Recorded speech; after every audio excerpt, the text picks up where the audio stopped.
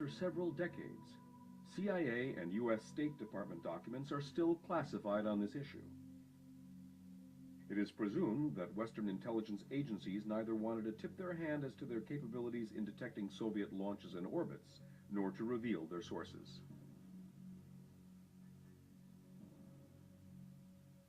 Earlier in the year, just a few months before, I had seen a photograph of Vladimir Ilyushin wearing space gear and referred to as a member of the Cosmonaut group, training for cosmonauts. Therefore, when I heard the story that Vladimir Ilyushin had been up in space, it fitted. Now, I was so sure at that time that the story was true, I tried to get comment from all the Soviet sources I could. From the press department, from Pravda, from Izvestia, from TASS. Yes, From all of them, I got the answer, we don't know. We don't know. But subsequently I realized they did know. During the flight, there was a malfunction in the electrical system, knocking out the guidance controls and radio. Ilyushin lost consciousness during the third orbit just before re-entry, causing ground control to lose contact with the capsule.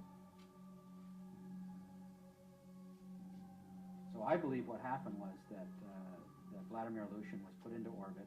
Something went wrong aboard the spacecraft, whether the guidance system or whatever, and that for several hours he was subjected to conditions that were not conducive to his health.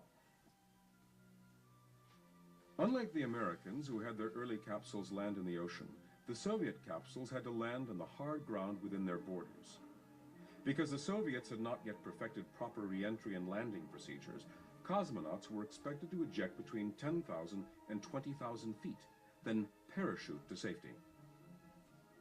According to recently revealed Kremlin documents, Ilyushin was unable to eject and made a hard landing in the capsule. Amazingly, he survived, badly hurt, but alive. The dynamics of orbital mechanics are such that the capsule could only have returned to Russian soil near the planned landing site on the 1st or the 17th orbit. Ilyushin, however, came down on the 3rd orbit. Kremlin archive documents now indicate that Ilyushin went off course and crash-landed in mainland China, not the Soviet Union. He was first detained by villagers, then by local authorities, and ultimately was held in China as an honored guest of the country. Regarding the scenario that involved crash landing in China, one of the things that the Acacia documents, which I had a chance to rifle through in the archive, I did notice quite a few documents referring to Chinese Communist Party officials in this period of time, which was not the best period for Sino-Soviet relations, asking questions about the nature of the space program and direct connection to Ilyushin's being there.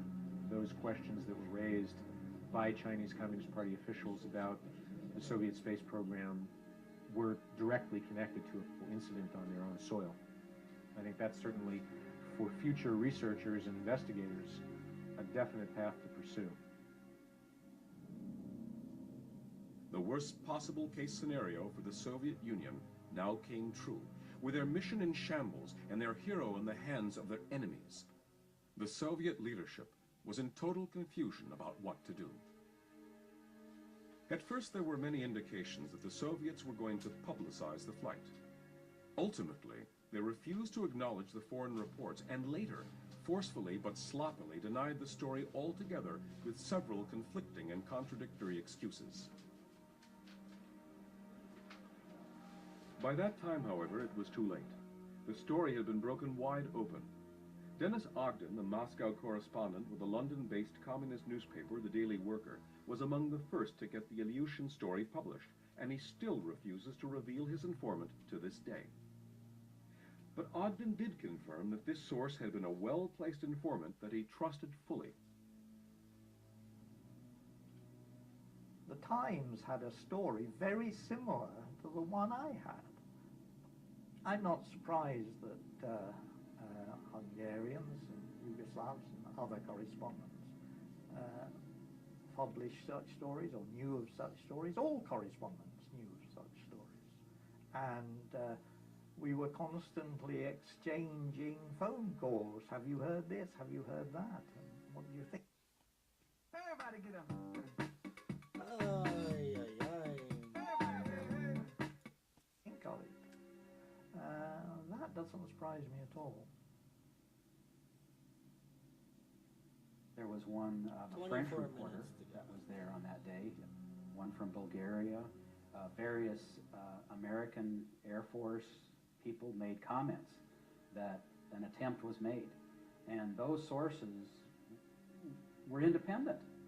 You know, it wasn't a case of one source and then another by picking it is up. They were cool. separate sources. For several decades, the Soviets angrily and profusely denied these stories as fabrications and lies, and had propaganda writers discredit, slander, and defame the reputations of these reporters and correspondents. It was only after the collapse of communism and the breakup of the former Soviet Union that access to Kremlin archive documents and memos confirmed the truthfulness and accuracy of these stories about Vladimir Ilyushin.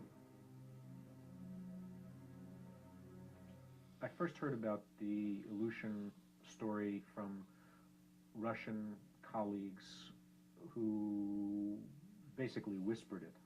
I got a clear sense that there was something about this story which I hadn't heard about in the West that needed to be pursued, but it took, I guess from the first time I heard about it to the time when I was able to get access to some documents, it took about 8 years. In a society that was built around secrets, the archives are, you know, the most important resource to be protected. Not necessarily to preserve the memory, but to preserve the fictions. So that's one of the reasons why getting access to archival material is still difficult to this day. With the advent of Russian democracy and the availability of substantiating documentation, Ilyushin's story can now be appreciated in full. Finally, I was able to finagle my way into a library which gave me an opportunity to read some things that I wouldn't have been able to get access to otherwise. And that helped me conclude some of the things that I wrote in the story. There were really 3 types of documents. There was the pre-launch documentation, there was the catastrophe, and there were documents pertaining to discussions that took place after the event. Back in April 1961, the Soviet media was becoming more and more vociferous, contradictory, and utterly confusing in denying that Ilyushin was in fact the first man in space. Makes no sense. Just because At he first, crash landed, the story get released rid by of the him. Soviets proclaimed that Ilyushin was never a part of the Cosmonaut Corps, and that he was in excellent health. Then they admitted that Ilyushin was a cosmonaut in training, but was in a car accident the month before and couldn't be the first man in space. Then they reported that Ilyushin was not a cosmonaut in training because he had been in a car accident back in 1959, which was later modified and changed by the Soviet media to mid-1960, and that Ilyushin was in a coma from the time of the accident until March of 1961. Numerous contradictions of this nature added to the skepticism of Western journalists at that time, not the least of which was a photo taken of a healthy Ilyushin in December of 1960, just 4 months before his spaceflight. The photo showed Ilyushin receiving the Hero of the Soviet Union Award for his altitude record. Obviously, he was not in a coma at that time. The Soviet government never could produce Ilyushin himself during this time to refute the alleged flight, but always maintained its insistence through the media that Ilyushin was not the first man in space. So what if he was? Just because he crashed? The confused stories about Ilyushin simply demonstrate the point that I've made several times, that the Soviet Union was its own worst enemy. The talk of Soviet propaganda being efficient, effective, is just nonsense. I don't believe, I never believed, that the story that Soviet Union was good at propaganda. It was not. To explain how Ilyushin could be in mainland China at that time, the communist-controlled government media in the Soviet Union reported that Ilyushin was sent to a rehabilitation hospital in China. There were also contradictions and falsehoods given by the Soviets regarding even this story.